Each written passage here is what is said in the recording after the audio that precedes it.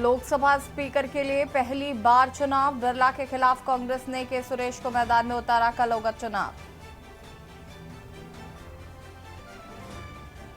लोकसभा में deputy speaker पद की मांग पर अड़ा विपक्ष। विपक्षी दलों के नेता राहुल और अखिलेश ने किया साफ, कहा विपक्ष की लोकसभा में डिप्टी स्पीकर का मिले पद। दिल्ली जल संकट को लेकर आतिशी का अनशन खत्म। देर रात बिगड़ी थी तबियत, आईसीयू में भर्ती। शुगर लेवल पहुंचा 36। सीएम योगी की कैबिनेट बैठक में हुए बड़े फैसले। कैबिनेट बैठक में 43 प्रस्तावों पर मुहर। बैठक में 44 रखे गए थे प्रस्ताव। राजधानी लखनऊ में समाजवादी छात्र सभा का विरोध प्रदर्शन। यूजी नेट परीक्षा स्थगित और पेपर लीक मामले में रोज भारी पुलिस बल तैनात। एमपी गुजरात समेत 15 राज्यों में आज भारी बारिश की चेतावनी। बिहार में बिजली गिरने से 4 मौतें। राजस्थान में मानसून की एंट्री कल। आप देख रहे हैं के न्यूज, खबरों का सारथी। नमस्कार, देश की बात में आप सभी का स्वागत है। मैं हूं आपके साथ यशी शुक्ला और इसी बीच आपको बड़ी खबर दिल्ली से बता देते हैं।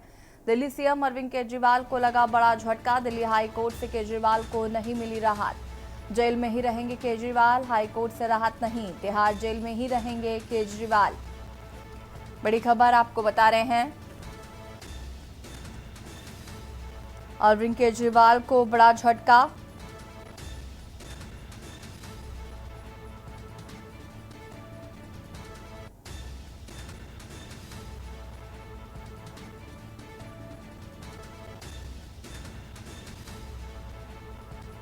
ईडी की अर्जी पर हाई कोर्ट का फैसला। अरविंद केजरीवाल रहेंगे अभी भी तिहाड़ जेल में ही, नहीं मिली है राहत।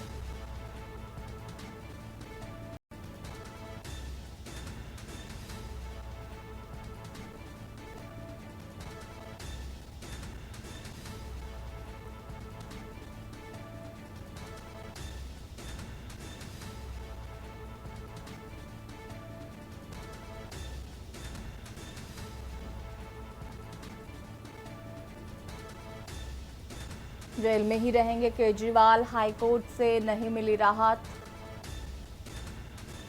तिहाड़ जेल में ही रहेंगे केजरीवाल।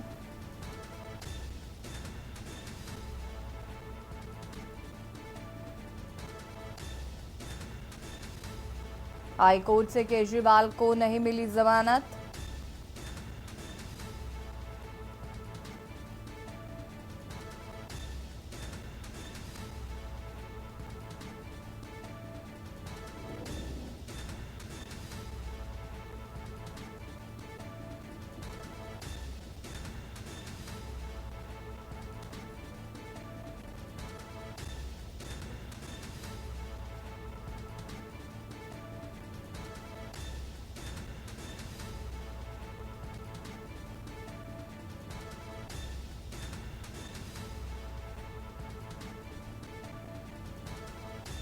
ईडी की अर्जी पर हाईकोर्ट का फैसला।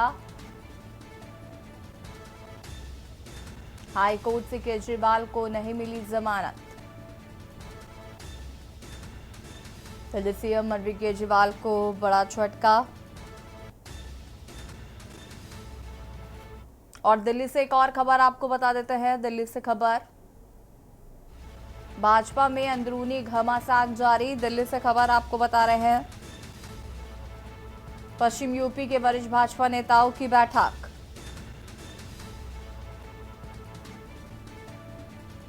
बैठक में भाजपा ने बनाया एजेंडा। यूपी से बाबा को हटाने की चल रहे चाल। बैठक ने भाजपा में बनाया एजेंडा।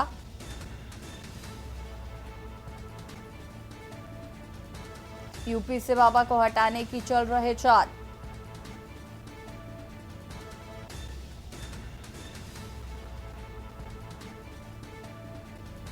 पश्चिम यूपी से आने वाले संघ के एक बड़े पदाधिकारी।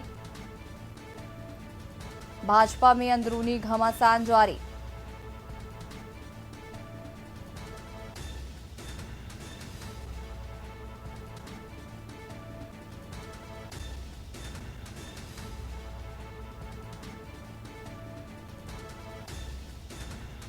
यूपी से बाबा को हटाने की चल रहे चाल।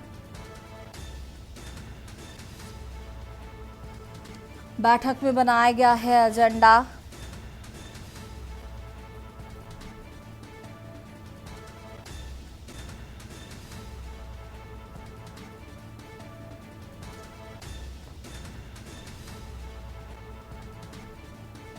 पश्चिम यूपी से आने वाले संघ के एक बड़े पदाधिकारी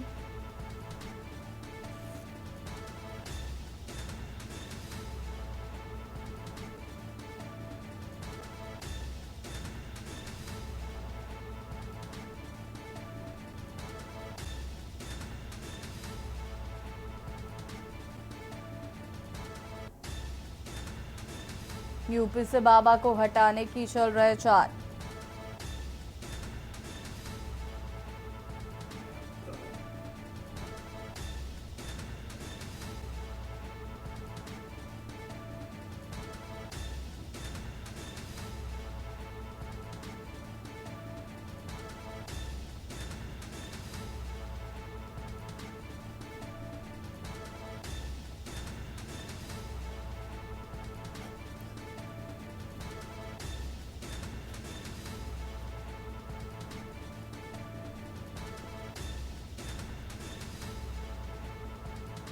पश्चिमी यूपी के वरिष्ठ भाजपा नेताओं की बैठक में भाजपा ने बनाया एजेंडा।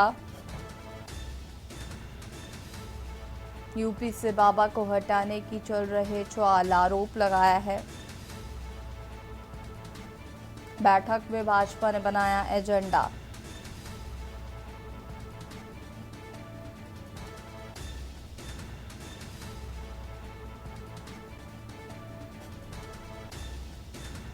एक पूर्व केंद्रीय राज्य मंत्री इस बार चुनाव हारे।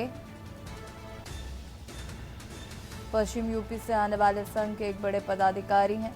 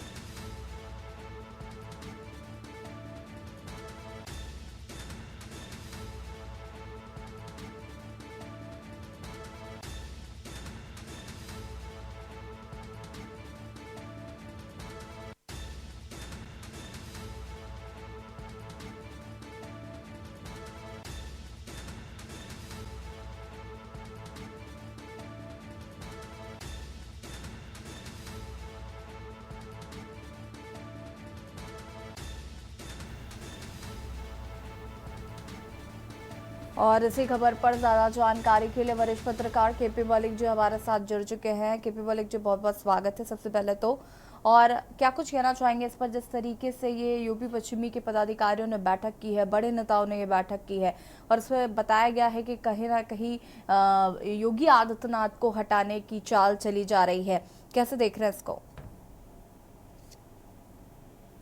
देखिए, जिस प्रकार से दिल्ली में स्पीकर के चुनाव को लेके उठापटक चल रही है, इसी के तहत उत्तर प्रदेश में भी कहीं न कहीं शीर्ष नेतृत्व जो भाजपा की हार उत्तर प्रदेश में हुई है, लगभग 30 सीटें कम हुई हैं, उसकी हार का ठीकरा तत्काल जो सीएम है योगी जी उनके सिर पे फोड़ना चाहती है। और इसी के तहत एक रणनीति चल रही है। किसी विचार किया जा रहा है किसी दलित को बनाया जाए, जिस प्रकार से ये भी एक चर्चा है कि इस चुनाव में दलित और पिछड़ा वर्ग जो है वो इंडिया गठबंधन के साथ चला गया, जो परंपरागत तौर पर भारतीय जनता पार्टी के साथ जाता था।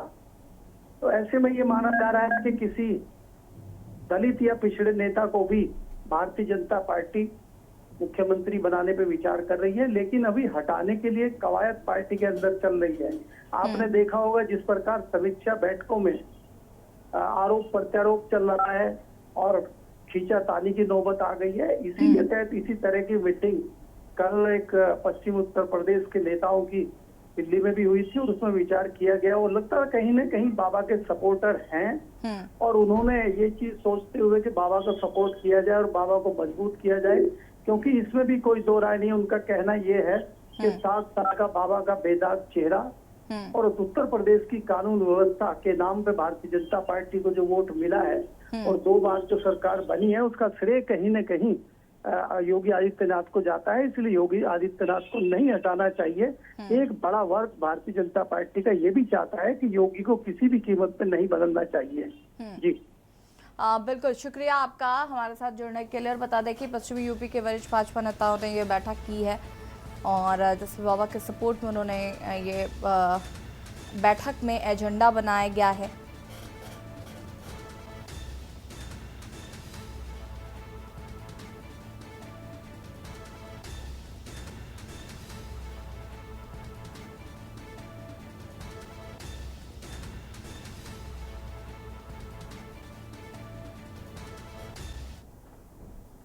कोटा के सांसद ओम बिरला ने मंगलवार को एनडीए उम्मीदवार के रूप में लोकसभा अध्यक्ष पद के लिए नामांकन दाखिल किया है। वो पिछली लोकसभा में भी स्पीकर थे।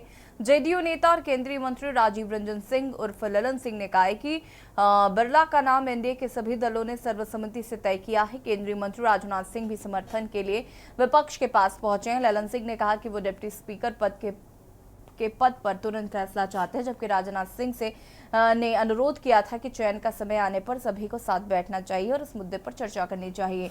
उनके कैबिनेट सहयोगी पीयूष गोयल ने कहा कि सर्वसम्मत उम्मीदवार होना बेहतर होता है। उन्होंने शर्तें रखने के लिए विपक्ष की आलोचना की है। उन्होंने कहा है कि लोकतंत्र को शर्तों पर नहीं चलाया जा सकता। विपक्षी गुट इंडिया ने स्पीकर पद के लिए कांग्रेस नेता के सुरेश को अपना उम्मीदवार बनाया है।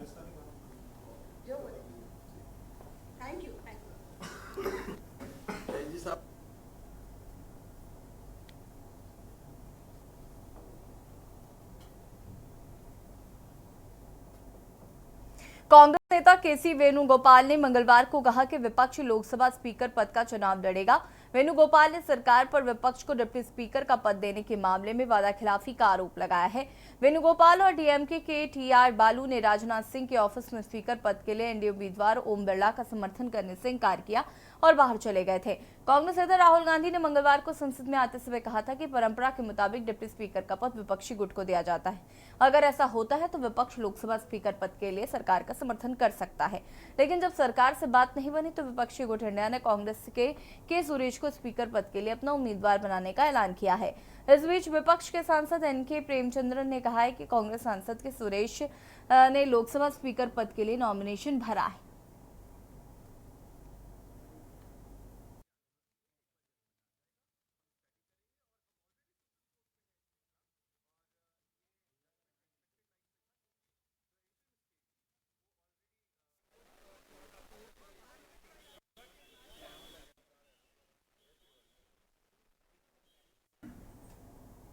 लोकसभा के स्पीकर और डिप्टी स्पीकर पद को लेकर विपक्ष और सत्ता पक्ष के बीच बात अटकती दिख रही है। जहां सरकार का दावा है कि वो स्पीकर पद के लिए सर्वसहमति बनाने का प्रयास कर रहे हैं, तो वहीं कांग्रेस नेता राहुल गांधी ने कहा है कि सरकार इंडिया गठबंधन के नेताओं को अपमानित कर रही है।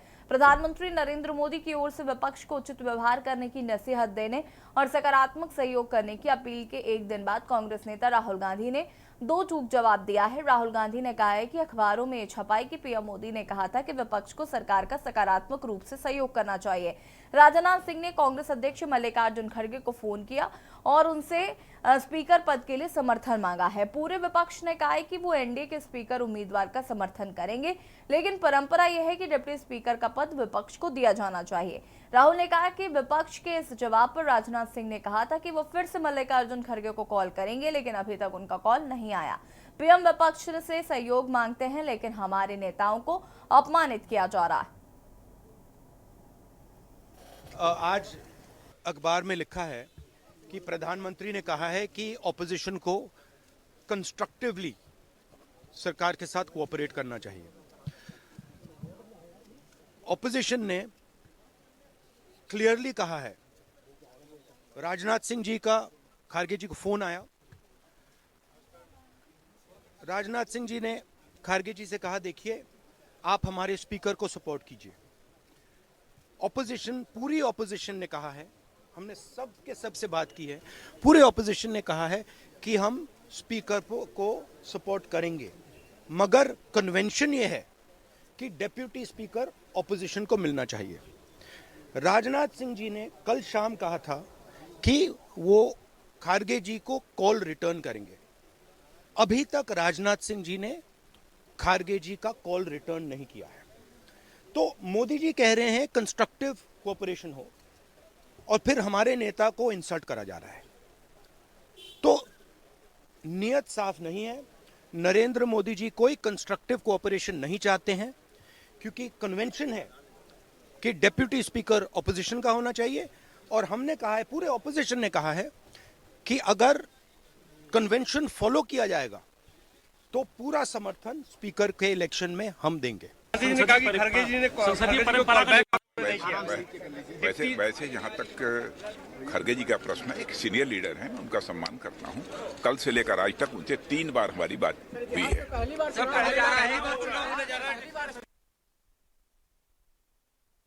लोकसभा स्पीकर चुनाव को लेकर राहुल और अखिलेश ने क्या कुछ कहा है, वो भी आपको सुना देता है। ये सब सामने आ जाएंगी, सब सामने आ जाएंगी, सब सामने आ रही है अभी चीजें, अभी सब सामने आ रही चीजें।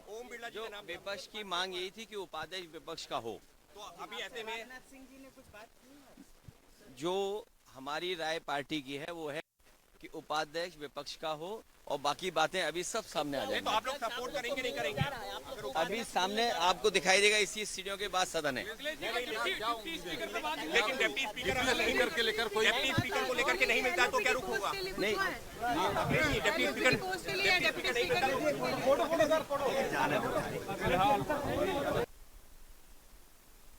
और इसी बीच आपको अयोध्या से खबर बता देते हैं। अयोध्या से खबर, अयोध्या के सवालों से बचकर भागे नगर विकास मंत्री।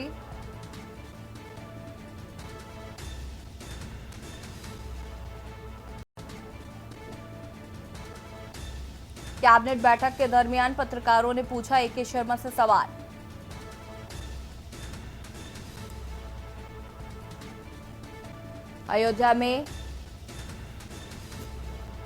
अयोध्या के सवालों से बचकर भागे नगर विकास मंत्री।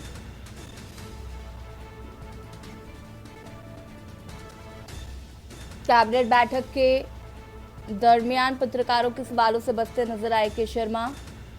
अयोध्या में निर्माण कार्य पर घपले के आरोप लग रहे हैं। मंदिर से पानी रिस रहा है, स्टेशन की दीवार ढह गई है। इन तमाम सवालों से बचते नजर आए के शर्मा। लखनऊ से खबर,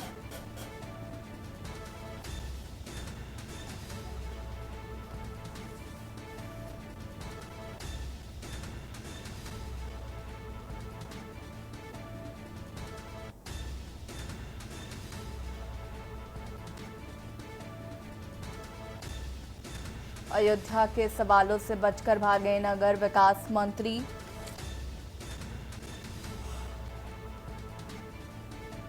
बैठक के दौरान पत्रकारों ने पूछा सवाल। अयोध्या में निर्माण कार्यों पर लग रहे घपले के आरोप।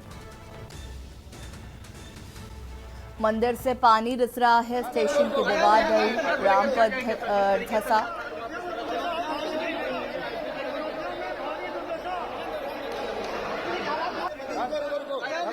को लेकर क्या कहेंगे सर, जिस तरीके से लगातार वहाँ पे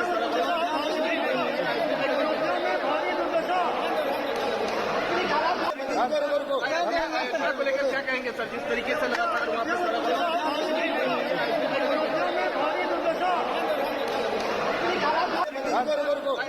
अयोध्या के सवालों से बचकर भागे नगर विकास मंत्री। लखनऊ से खबर, जहां पर बैठक के दौरान पत्रकारों ने उनसे सवाल पूछा। अयोध्या में हो रहे घपलों को लेकर पूछे गए सवाल पर बचकर वहां से निकलते हुए नजर आए ए.के. शर्मा। पत्रकारों के सवालों के जवाब दिए बिना ही वहां से निकले।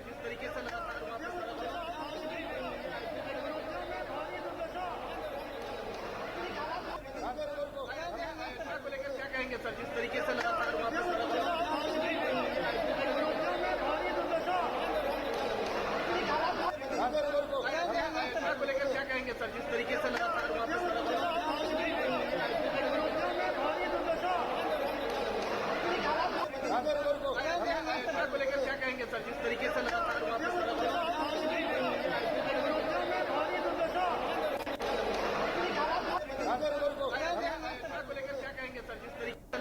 अयोध्या में निर्माण कार्यों पर लग रहे आरोप, उसको लेकर यहाँ पर ए.के. शर्मा सवालों के जवाब से बचते हुए नजर आए।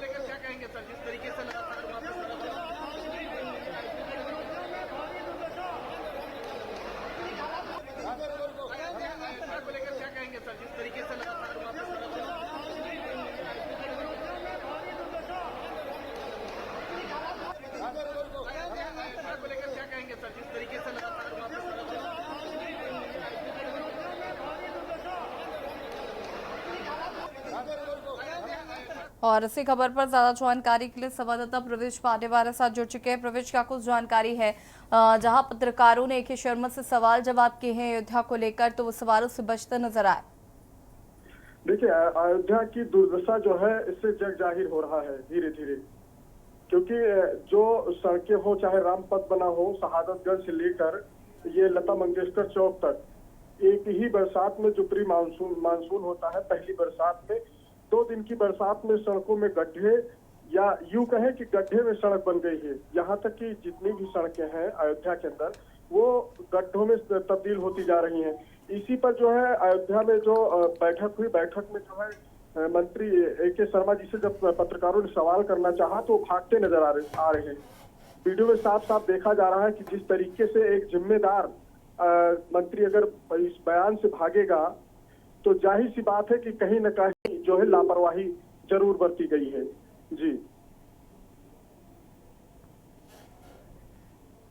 ठीक है, अगर हम बात करें प्रवेश, तो अयोध्या में फिलहाल क्या स्थिति है? जिस तरीके से वहां पर ये जो सवाल पूछे गए हैं जिसमें कहा गया है कि पानी रिस रहा है, साथ ही साथ वो जो रामपथ धंसा है, ये जो तमाम आरोप लग रहे हैं, इस पे कितनी सच्चाई, और जो घपलों को लेकर आरोप लगाए जा रहे हैं कि जमकर घोटाला किया गया है, स्टेशन की दीवार ढह गई है? जी बिल्कुल, जाहिर तौर पर देखिए विपक्ष को मौका मिल गया है लगातार, जो है चाहे सड़कों को धंसना हो या राम मंदिर के जो मुख्य पुजारी जी हैं आचार्य सत्येंद्र दास जी ने स्वयं जो है आरोप लगाया है कार्यदायी संस्था पर राम मंदिर को लेकर, क्योंकि राम मंदिर की जो छत है वहां से पानी टपकना ये भी आश्चर्यजनक की बात है। तो लगातार सवालों के घेरे में स्वयं जो है बीजेपी सरकार स्वयं आ रही है, और इस पे जबकि इस पे जो है मंत्रियों को सामना करना चाहिए, जो नगर विकास मंत्री है के शर्मा जी, लेकिन वो बयान देने से या अपनी तरफ से बात रखने से मुकर रहे हैं। जब उनसे कोई पत्रकार सवाल पूछना चाह रहा है तो उस तस्वीरों में आप देख रहे होंगे कि किस तरीके से वो भागते हुए नजर आ रहे हैं, जैसे उनको ये लग रहा है कि हमसे तो कोई मतलब ही नहीं है। तो साफ तौर पे, जाहिर तौर पे अगर देखा जाए अयोध्या के विकास की बात की जाए तो अयोध्या में तो विकास हुआ, लेकिन किस तरीके से विकास हुआ, इस विकास की पोल खोल रहा है बरसात। जो बारिश हुई है 2 दिन की बरसात में पोल खोल दिया कि किस तरीके से अयोध्या में विकास हुआ है। बिल्कुल, तो क्या विपक्षी दलों की इस पर प्रतिक्रिया आ रही है? बिल्कुल, विपक्षी दल तो इस सक्रिय है, क्योंकि विपक्षी दल लगातार जो है जब से राम मंदिर की छत से पानी टपका तब से जो है लगातार इसको जो है विपक्षियों ने ये भी बात कही है, आम आदमी पार्टी के नेताओं ने ये बात कही कि जब देश के चारों शंकराचार्य ने आधे अधूरे मंदिर की प्राण प्रतिष्ठा करने से मना किया, तो फिर प्रधानमंत्री, देश के जो प्रधानमंत्री नरेंद्र मोदी, उन्होंने जो है उसकी प्राण प्रतिष्ठा कर दिया। आधे अधूरे मंदिर की प्राण प्रतिष्ठा करने की वजह से बीजेपी की हार हुई है, और उसका नतीजा है कि जो है राम मंदिर की छत से पानी टपक रहा है। जगह जगह जो रामपथ बनाए गए हैं वहां सड़कें धंसी है। जी ठीक है, शुक्रिया आपका जानकारी साझा करने के लिए। और बता दें आपको कि फिलहाल ए.के. शर्मा जो है वो सवालों के जवाबों से बचते हुए नजर आए, और जिस तरीके से अयोध्या में निर्माण कार्यों पर आरोप लग रहे हैं कि राम मंदिर में जमकर घोटाला हुआ है, मंदिर में पानी रिस रहा है, स्टेशन की दीवार ढह गई है, रामपथ धंसा, तो अभी बारिश शुरू नहीं हुई और उसके बाद इस तरीके की खबरें सामने आ रही हैं। ऐसे में ए.के. शर्मा का जवाब न देना बहुत कुछ कह रहा है। और यहाँ रुकेंगे, छोटे से ब्रेक के लिए, जो हाजिर होते हैं। आप देख रहे हैं के न्यूज़, खबरों का सारथी। ब्रेक के बाद एक बार फिर से आप सभी का स्वागत है। बीते 4 दिनों से दिल्ली में पानी की समस्या को लेकर बेमियादी अनशन पर बैठी जल मंत्री आतिशी की सेहत अचानक बिगड़ गई। देर रात उन्हें अस्पताल ले जाया गया। देखिए रिपोर्ट।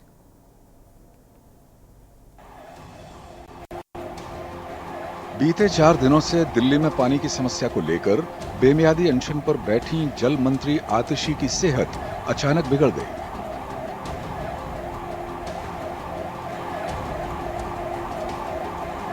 देर रात उन्हें अस्पताल ले जाया गया।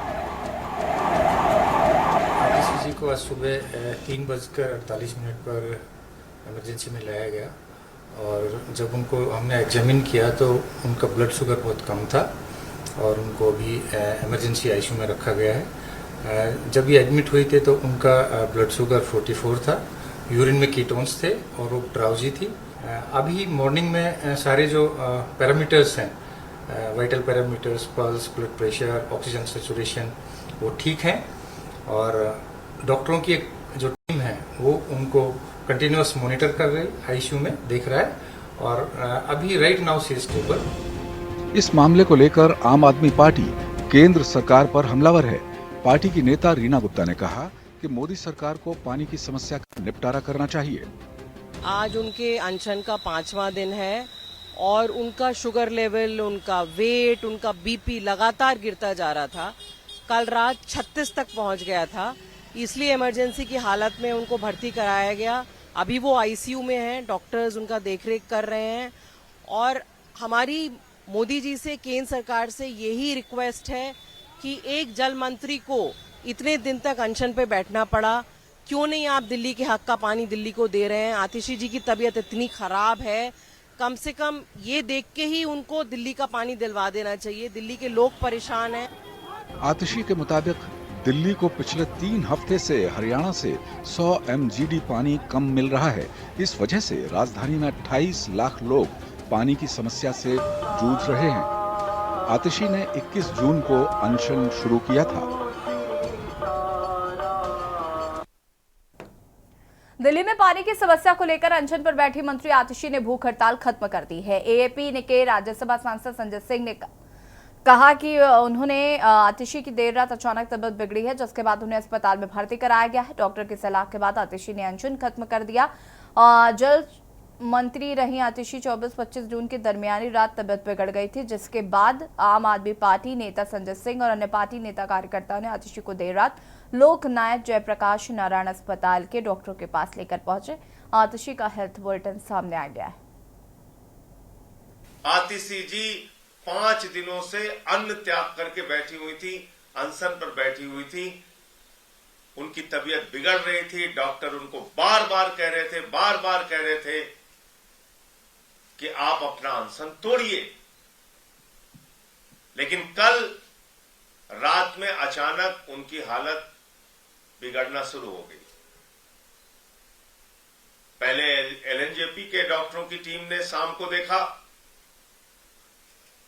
फिर अपोलो में उनका ब्लड सैंपल चेक कराया गया, एलएनजेपी में ब्लड सैंपल चेक कराया गया और उनका जो शुगर लेवल आया वो 43 आया। उसी समय रात में एलएनजेपी के डॉक्टरों को फिर बताया गया। मैं करीब 1:30 बजे के आसपास पहुंचा वहां पे भोगल के अनशन स्थल पे और हमने बताया कि अभी ब्लड शुगर का जो लेवल है वो 43 है। 36 भी होगा बाद।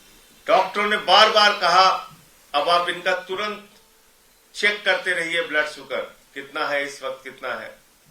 तो 1-2 बार वहां फिर चेक हुआ। अंतिम जो ब्लड शुगर रिपोर्ट आई वो 36 आई, 36 जो ग्लूकोमीटर में चेक किया गया। डॉक्टरों की सलाह थी किसी भी हालत में इनको तुरंत हॉस्पिटल भर्ती कराना पड़ेगा, वरना आतिशी का जीवन जा सकता है।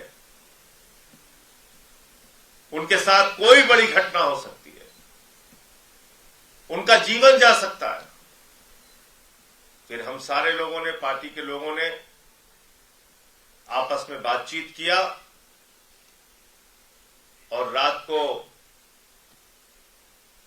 लगभग 3:30 पौने 4 बजे के आसपास उनको एलएनजेपी में एडमिट कराया गया और आईसीयू में उनको भर्ती किया गया। मुख्यमंत्री योगी आदित्यनाथ की अध्यक्षता में आज यानी मंगलवार को उत्तर प्रदेश की राजधानी लखनऊ स्थित लोक भवन में कैबिनेट की अहम बैठक हुई। बैठक में विभिन्न विभागों के कुल 44 प्रस्ताव रखे गए हैं, जिनमें से 43 प्रस्तावों पर मुहर लगी। बैठक के बाद कैबिनेट मीटिंग के बारे में जानकारी देते हुए कैबिनेट मंत्री जयवीर सिंह ने बताया कि 3 शहरों की सीमा में विस्तार के प्रस्ताव पर मुहर लगी है। इसके अलावा कई अन्य प्रस्तावों पर भी मुहर लगी है।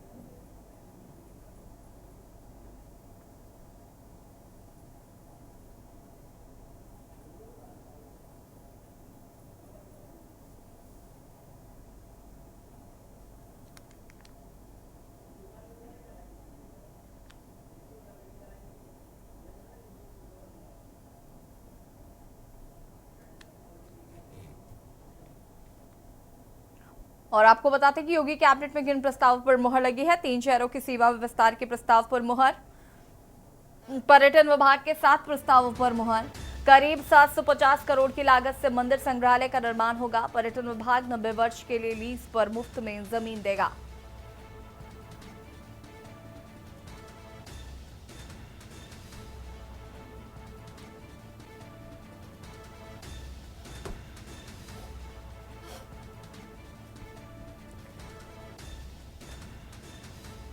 मुफ्त में जमीन देगा पर्यटन विभाग। 90 वर्ष के लिए लीज पर मुफ्त में जमीन देगा। शाकुंभरी देवी मंदिर के विकास के लिए पर्यटन विभाग को ग्राम समाज की जमीन मिलेगी। राही पर्यटक गृह अमेठी, खुर्जा, देवा शरीफ, हरगांव को पीपीपी मोड पर सरकार देगी। शामली, हरगांव, सोरो, पटना पक्षी विहार, एटा को भी पीपीपी मोड पर सरकार देगी। लखनऊ, प्रयागराज, कपिलवस्तु में भी पीपीपी मोड पर हेलीपोर्ट बनेगा। रमाबाई अंबेडकर मैदान के सामने हेलीपोर्ट बनेगा। पीपीपी मोड पर पर्यटन इकाई के तौर पर विकसित की जाएगी। हेरिटेज बिल्डिंग, कोठी रोशन उद्दौला, बरसाना, शुक्ला तालाब को किया जाएगा विकसित। पर्यटन क्षेत्र के विकास के लिए मुख्यमंत्री फेलोशिप योजना शुरू करने के प्रस्ताव पर भी मुहर लगी है।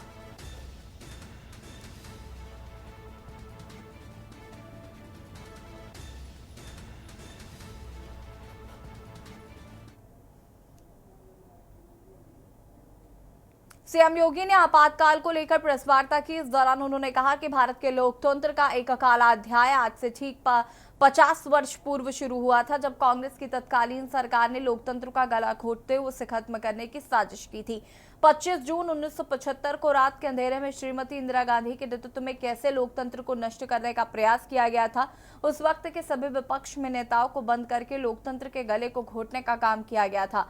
कांग्रेस लोकतंत्र की दुहाई देती है, लेकिन भारत के बाहर जाकर देश के लोकतंत्र को ही कटघरे में खड़ा करते हैं और भारत की चुनावी प्रक्रिया पर सवाल उठाते हैं और अपनी कमियों को ईवीएम पर थोपने का भी कार्य करते हैं।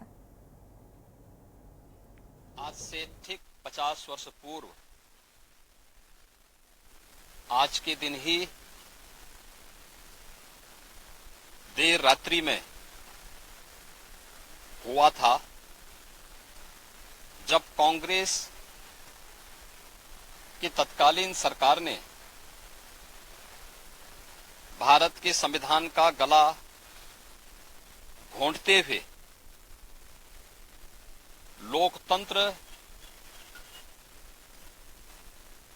को पूरी तरह समाप्त करने की साजिश रची थी।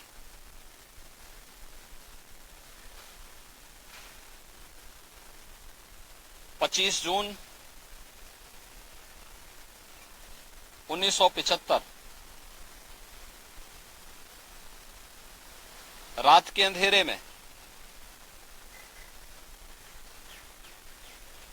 श्रीमती इंदिरा गांधी जी के नेतृत्व में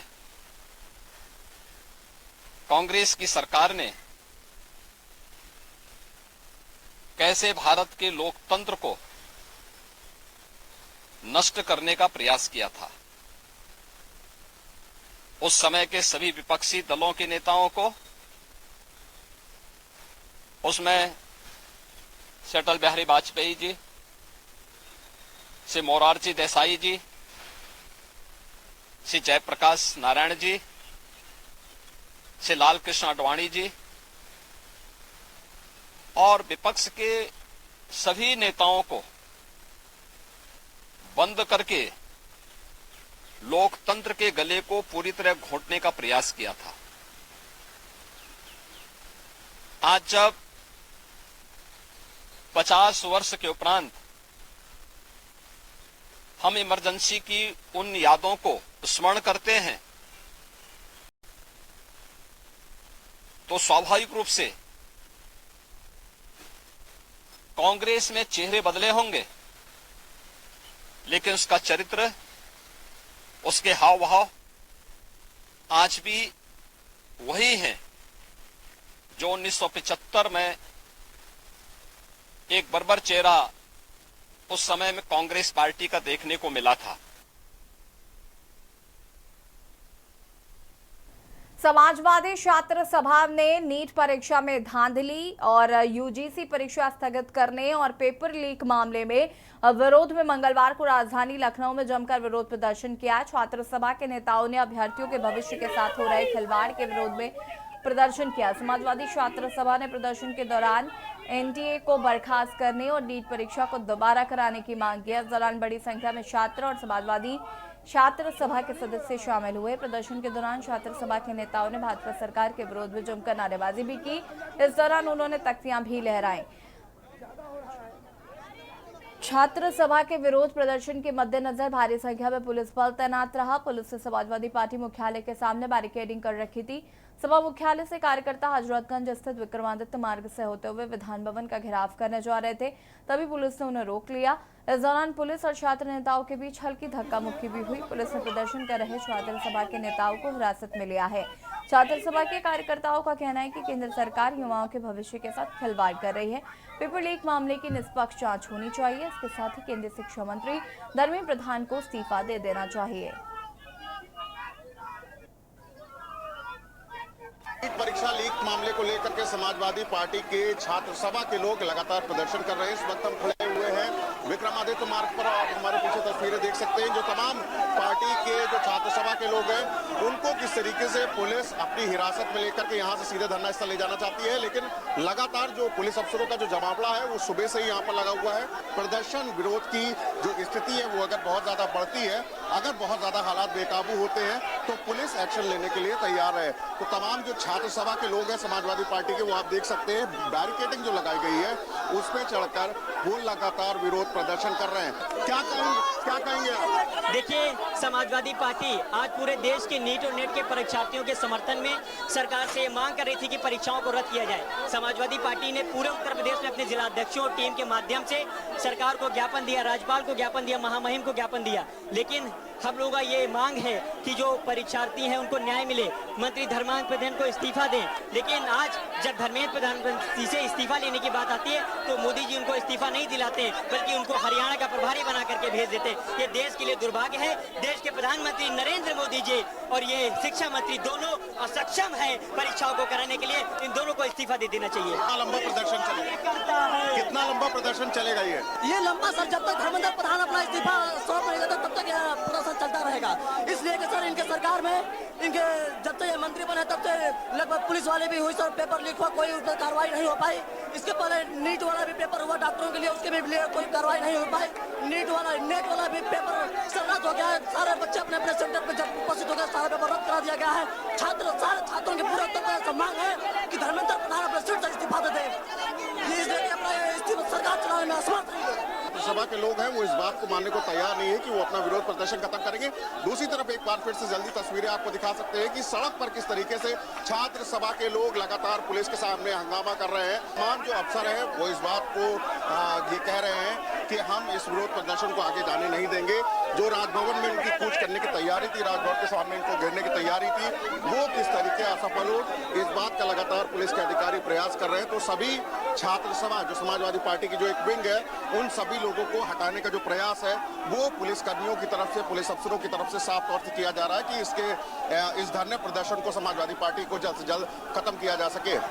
वीडियो जर्नलिस्ट रमेश वर्मा के साथ शिवा शर्मा, के न्यूज लखनऊ। उत्तर प्रदेश के अयोध्या में रामलला मंदिर की छत से प्री मानसून बारिश के दौरान रिसाव हुआ। मंदिर के मुख्य पुजारी आचार्य सत्येंद्र दास ने ये जानकारी साझा की है। देखें रिपोर्ट। उत्तर प्रदेश के अयोध्या में रामलला मंदिर की छत से प्री मानसून बारिश के दौरान रिसाव हुआ था। मंदिर के मुख्य पुजारी आचार्य सत्येंद्र दास ने ये जानकारी दी। ये बहुत आश्चर्य की बात है कि ऐसे इंजीनियर हमारे देश, पूरे देश के आकर के यहाँ बैठे हैं, राम मंदिर बना रहे हैं और 22 जनवरी को प्राण प्रतिष्ठा हो गई, लेकिन ये किसी को ज्ञान नहीं रहा कि पानी बरसेगा तो वह छत जो है वो चूएगा, ऐसा किसी को ज्ञान नहीं है। पहले भी बरसत रहा, थोड़ा बहुत बरसा तो थोड़े बहुत इतना नहीं हुआ। जब अब की वर्षा हुई, जितना पानी गिरा अंदर में, वो बहुत ही आश्चर्यजनक रहा। मुख्य पुजारी ने बताया कि गर्भगृह की छत से रात में रिसाव शुरू हुआ। हालांकि उन्होंने ये नहीं बताया कि घटना किस दिन की है। सुबह मंदिर आने पर पुजारियों और श्रद्धालुओं को रिसाव का पता चला। गर्भगृह के सामने जो दर्शन स्थल है, जहाँ लोग बैठते हैं और पुजारी जो नए हैं बैठते हैं, जहाँ पूजा पाठ होती है, उसके बगल में से ही जो दर्शन स्थल है, जो वीआईपी दर्शन है, यहाँ सब में पानी, इस वर्ष का जो बरसात हुई है इसमें पानी भर गया था। वो तो कहा रात की बात रही, रात में पानी बरसा, दिन में नहीं है। जब वहाँ लोग दर्शन के स्थिति में पुजारी गए पूजा करने, दर्शनार्थी दर्शन के लिए गए तो वहाँ पानी मिला, भरा हुआ। किसी तरह से उसको निकाला गया, जो समय बहुत लगा, तब जाके निकाल करके सही हुआ। मुख्य पुजारी ने निराशा जताई कि तजुर्बेकार इंजीनियरों और मजदूरों के काम करने के बावजूद पहली बारिश में मंदिर की छत टपकने लगी।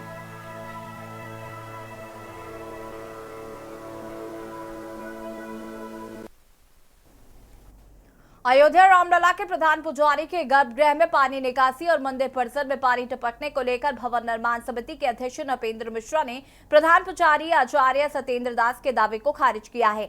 वहीं भवन निर्माण समिति के अध्यक्ष नृपेंद्र मिश्रा ने कहा कि मंदिर परिसर में पानी लीकेज की कोई भी समस्या नहीं है। मैंने स्वयं निरीक्षण किया था। निर्माणाधीन मंडप की छत द्वितीय मंजिल पर जाकर पूरी होगी। द्वितीय तल पर गुड़ मंडप की छत पड़ने के बाद ही बारिश का पानी का मंदिर में प्रवेश होने पर रुकेगा।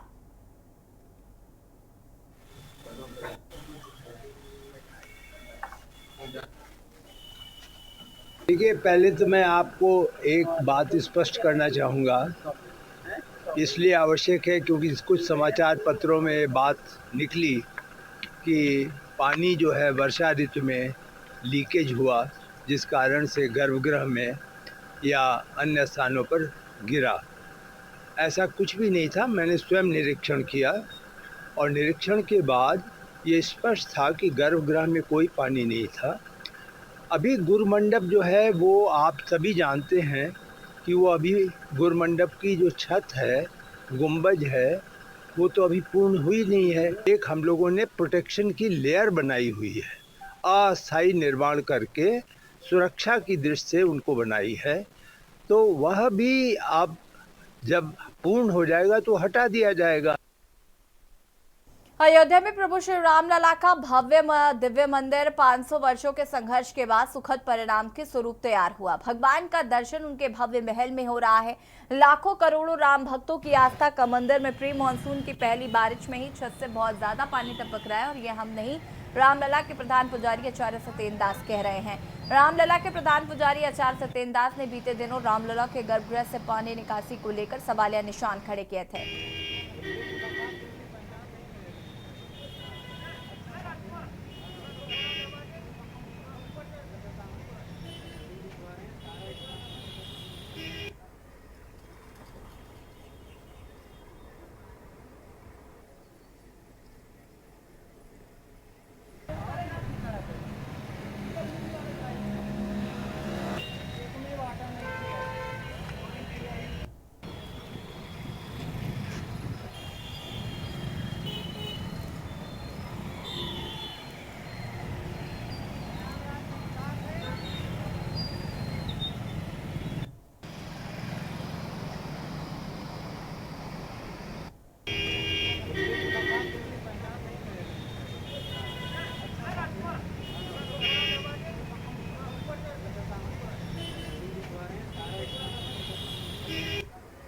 देखिए, ये बहुत आश्चर्य की बात है कि ऐसे इंजीनियर हमारे देश, पूरे देश के आकर के यहाँ बैठे हैं, राम मंदिर बना रहे हैं और 22 जनवरी को प्राण प्रतिष्ठा हो गई, लेकिन ये किसी को ज्ञान नहीं रहा कि पानी बरसेगा तो वह छत जो है वो छूएगा, ऐसा किसी को ज्ञान नहीं है।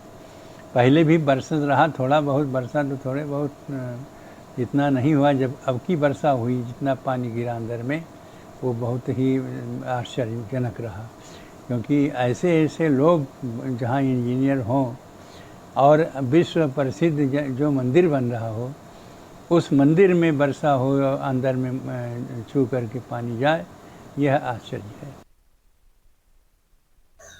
अयोध्या में भव्य और दिव्य राम मंदिर बनकर तैयार हुआ।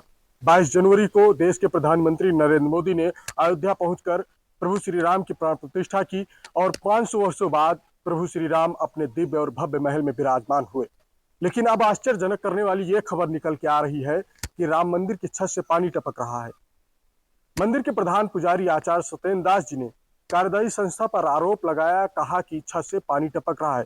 ये बड़ी लापरवाही है कार्यदायी संस्था की, जबकि देश के जो नामचीन इंजीनियर हैं वो भी शामिल थे। लेकिन इस तरीके की लापरवाही सामने आना ये आश्चर्यजनक करने वाली बात है। मंदिर के ठीक सामने जहां पर पुजारी बैठते हैं वहां भी पानी टपकता है और बल्कि रास्ते में भी पानी भर जाता है, जिसको लेकर मंदिर के प्रधान पुजारी आचार्य सत्येंद्र दास जी ने नाराजगी जताई है। प्रवेश पांडे, के न्यूज, अयोध्या। अयोध्या के राम मंदिर में दर्शन करने आने वाले श्रद्धालुओं को चरणामृत देने और माथे पर चंदन का तिलक लगाने पर रोक की श्री राम मंदिर तीर्थ क्षेत्र ट्रस्ट के फैसले पर लोगों की राय बटी हुई है। मंदिर में दर्शन करने आने वाले श्रद्धालुओं के लिए दोनों को ही खास माना जाता है। देखिए रिपोर्ट। अयोध्या के राम मंदिर में दर्शन करने आने वाले श्रद्धालुओं को चरणामृत देने और माथे पर चंदन का तिलक लगाने पर रोक के श्री राम मंदिर तीर्थ क्षेत्र ट्रस्ट के फैसले पर लोगों की राय बटी हुई है। मंदिर में दर्शन करने आने वाले श्रद्धालुओं के लिए दोनों को ही खास माना जाता है। टीका और चरणामृत भगवान का स्वरूप होता है, जी हर भक्तों को प्रसाद के रूप में मिलना एक भक्तों के लिए एक बहुत मान सम्मान की बात होती है, जो प्रभु द्वारा दिया गया आशीर्वाद होता है। ये सदैव हम भक्तों को देगा। अगर ये मतलब भगवान का प्रसाद मतलब कुछ भी रूप में हम लोगों को अगर मिलेगा तो यहाँ पर श्रद्धालु अपनी भक्ति से और प्रेरित होंगे। सही जिस तरीके से निर्णय लिया है वो बहुत सही लिया है, क्योंकि सब लोग बहुत ज़्यादा भीड़ भी होती है और बहुत लोग अलग अलग तरीके से आते हैं और निर्णय भी सही लिया है। जब लिया रामलला ने निर्णय लिया है तो सब कुछ सही लिया होगा। मंदिर प्रशासन का ये कहना है कि ट्रस्ट की तरफ से ये फैसला श्रद्धालुओं की भारी भीड़ को देखते हुए लिया गया है। उनके मुताबिक हर श्रद्धालु को चरणामृत देना और तिलक लगाना पुजारियों के लिए काफी मुश्किल हो रहा है। ट्रस्ट ने जो लिया है वो आम दर्शनार्थियों के हित को देखते हुए लिया है, क्योंकि जो बीच में कुछ लोगों को चंदन टीका ईका से विघ्न पैदा होता था और उनको दर्शन में भी दिक्कत होती थी, तो वो दूर हो जाएगी और आम यात्री जो दर्शनार्थी भक्त आया हुआ है उन सबके साथ जो है हम समान व्यवहार करें तो सबको दें, तो वो संभव है नहीं, उसमें समय बहुत लगता है। तो इसलिए ट्रस्ट ने कहा कि समान व्यवहार हो, इसलिए उसको रोक दिया गया। इस साल जनवरी में प्रधानमंत्री नरेंद्र मोदी ने राम मंदिर का उद्घाटन किया था। हर दिन देश भर से लाखों श्रद्धालु मंदिर में दर्शन के लिए पहुंच रहे हैं। उत्तर प्रदेश के प्रयागराज में सैकड़ों किसानों ने सोमवार को जल सत्याग्रह शुरू किया है। रेत खनन के लिए बंद किए गए घाटों को फिर से खोलने और अधिग्रहण की गई जमीनों का सही से मुआवजा जल सत्याग्रह कर रहे किसानों की मुख्य मांग है। देखिए रिपोर्ट। उत्तर प्रदेश के प्रयागराज में सैकड़ों किसानों ने सोमवार को जल सत्याग्रह शुरू कर दिया। रेत खनन के लिए बंद किए गए घाटों को फिर से खोलने और अधिग्रहण की गई जमीनों का सही मुआवजा जल सत्याग्रह कर रहे किसानों की मुख्य मांग है। भारतीय किसान यूनियन की युवा शाखा के बैनर तले किसान अपनी आवाज बुलंद कर रहे हैं। जो यहाँ का मांग है वो बालू के जो घाट है वो बंद पड़े पिछले 7-8 सालों से, जिस वजह से यहाँ के जो यमुना किनारे के जो भी गांव हैं 20-25 वो पूरी तरीके से बर्बाद हो चुके हैं। उनका पूरी तरीके से रोजगार छीना जा चुका है। ज़्यादातर लोग दिल्ली और मुंबई जैसे शहरों में जाके धक्के खा रहे हैं, वहाँ रोजगार के लिए भटक रहे हैं। तो जब घर का उनकी प्राकृतिक धरोहर है ये, जहाँ उनको रोजगार मिलता था, उनके पूर्वजों को मिलता था, तो प्रशासन आखिर इन घाटों को क्यों नहीं चालू करा रहा है? प्रदर्शनकारी किसानों का कहना है कि जिला प्रशासन उनकी मांगों को नहीं सुन रहा है, इसलिए वे जल सत्याग्रह करने को मजबूर हैं। तमाम समस्याएं जो लिखित में उनको दिया जा चुका है, उस पर आज तक उन्होंने अभी तक कोई निराकरण नहीं किया है। उसी को लेकर के हम लोगों ने आज यहाँ जल सत्याग्रह कर रखा है और ये अनिश्चितकालीन सत्याग्रह है। जब तक हमारी मांगे नहीं पूरी होती, हम लोग ये जल सत्याग्रह चलाते रहे। जो 15 महीने से हम लोगों ने ज्ञापन दिया, आंदोलन किया, लेकिन शासन प्रशासन के लोग हम लोगों को तुरंत समझा बुझा के कहते थे कि 10 दिन में काम हो जाएगा, 5 दिन में काम हो जाएगा, 15 दिन में काम हो जाएगा, और इसके बाद हम लोगों को कोई भी चीज बताया नहीं गया। ये जो जल सत्याग्रह है, इसको जब तक जमीन पे काम नहीं होगा तब तक ये आंदोलन चलता रहेगा।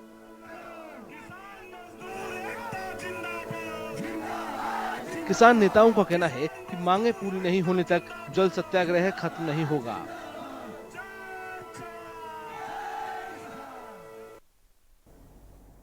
और सीधे आपको ले चलते हैं दिल्ली, जहां पर सदन में आपको बता दें नए निर्वाचित सांसद शपथ ग्रहण कर रहे हैं। यहां पर सीधी तस्वीरें आपको हम दिखा रहे हैं। श्री नीरज मौर्य,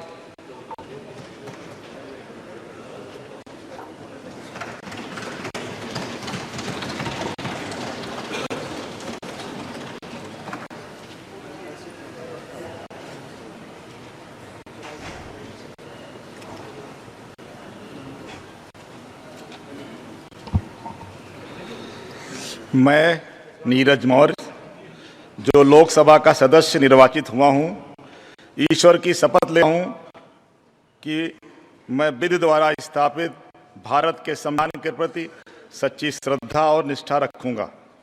मैं भारत की प्रभुता और अखंडता अक्षुण्ण रखूंगा तथा जिस पद को मैं ग्रहण करने वाला हूं, उसके कर्तव्यों का श्रद्धापूर्वक निर्वहन करूंगा।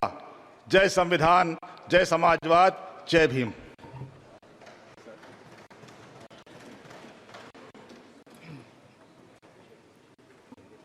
श्री छत्रपाल सिंह गंगवार,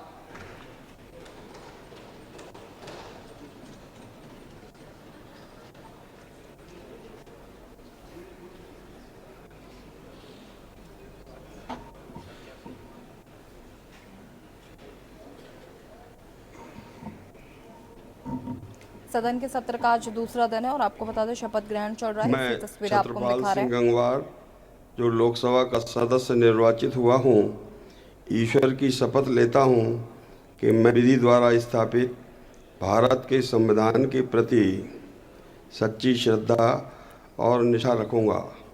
मैं भारत की प्रभुता और अखंडता अक्षुण्ण रखूँगा तथा जिस पद को मैं ग्रहण करने वाला हूँ, उसके कर्तव्यों का श्रद्धापूर्वक निर्वहन करूँगा। जय हिंदू राष्ट्र, जय भारत।